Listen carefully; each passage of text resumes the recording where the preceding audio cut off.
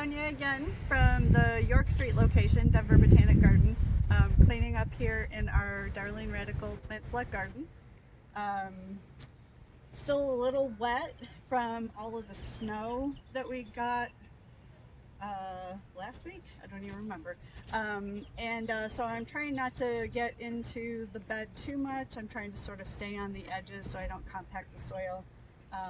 Just kind of raking, cutting back dead, getting ready for some of the bulbs that are starting to pop up, making it so that you can see those and appreciate those a little bit better.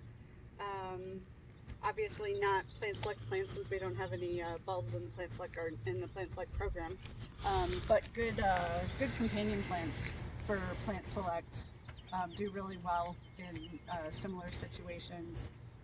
These have actually, the Pushkinia right here, they've actually volunteered from the shady lane across the sidewalk, but they obviously can take full sun too. So yeah, that's what we're doing. That's what we're doing now. Up the reds. Up.